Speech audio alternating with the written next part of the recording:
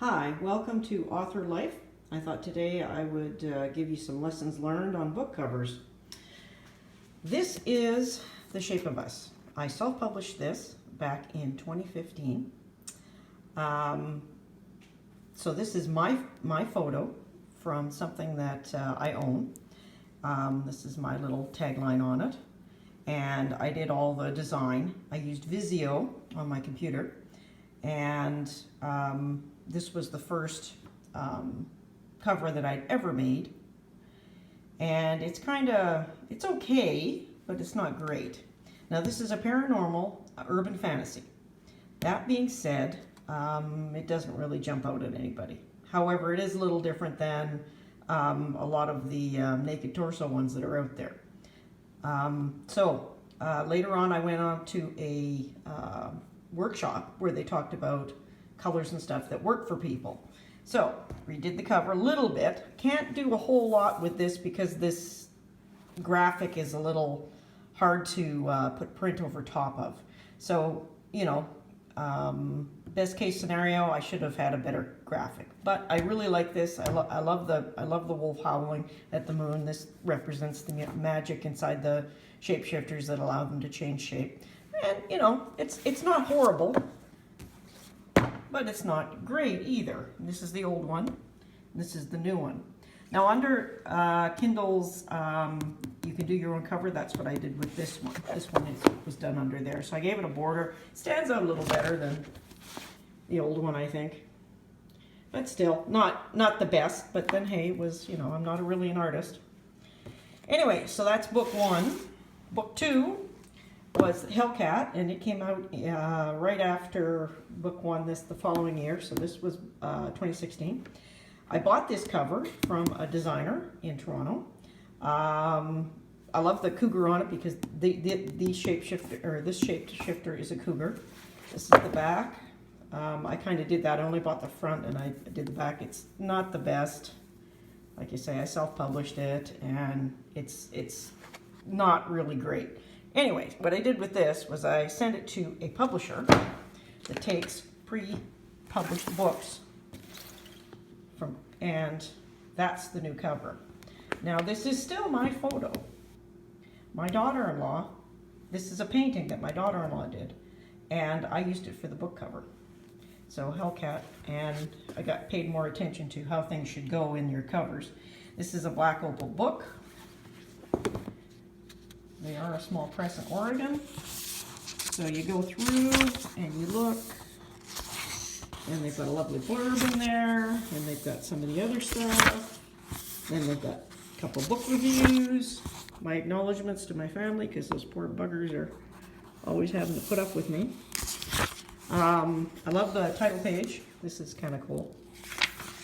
And the dedications there, and the, the standard boilerplate stuff. The cool bit is the copyright. That's me, that's my daughter-in-law. The dedication. And then chapter one, right? And I love the way it's all laid out and stuff, and it's beautiful. They basically, these guys know how to print books, right? So there's Hellcat, and a much improved version. It's also more like the paperback size as well, which I think is the way it should be. Now, in between those, or after those two books, I self-published Diving in Heart First. Now, you'd think I'd have learned a few things, but I didn't. This text that I bought this cover, but this text is too close to the edge, so when I tried to use Amazon's self-published piece, it kept giving me errors here. So make sure if you're going to buy a cover from somebody that the text for your tagline is not so close to the edge. That's why I had to put a border around this puppy. I do love the cover.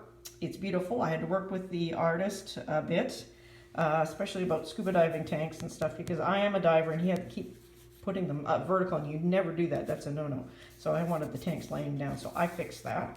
And that's not exactly consistent with the next version that came out, because I did one run of those, and then I had to expand it a little bit more because it was giving me an error.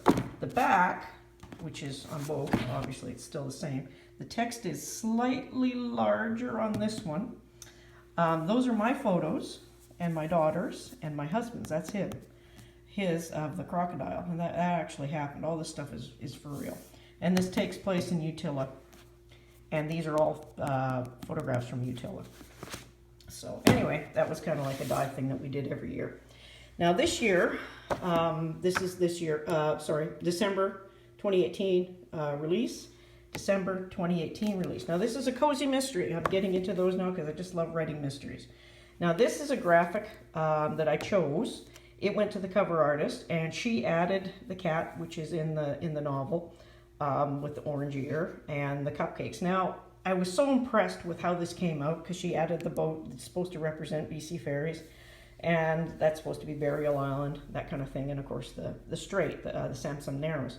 The thing is though, I should have looked closer at it. I should have made sure these were dressed up better, because they're okay for cupcakes, but man, you know, the cupcakes you see nowadays are pretty fancy. So anyway, I should have done a better job of that. But that being said, it's a beautiful cover. This publisher, they really like big, bold print here on the back. I'm not 100% thrilled with that. I think the font is too large, but that's me. I don't know. Maybe it's fine. Give me put your response in the comments and tell me what you think. So this is the artist, the cover artist, and she works for these guys. I'm contracted to them. There's my dedication, but that's the wrong dedication.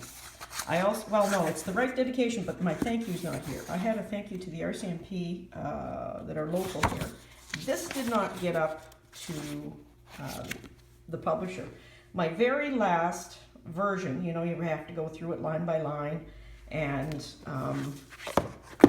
you know, word for word, making sure everything is okay.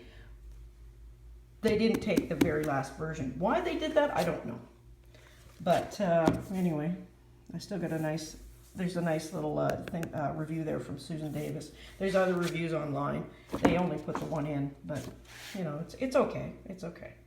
But we'll deal with it. We'll roll with it. And yeah, so lessons learned. There's lots to think about. Like, don't get too excited, and that's what happened to me when you get that first book that's going to be, you know, in print. This one I worked a little harder on and put some more thought into, and I think it came out better. So these are paranormal, so they're completely different than the Cozy Mysteries. But, you know, there we have it. Thanks.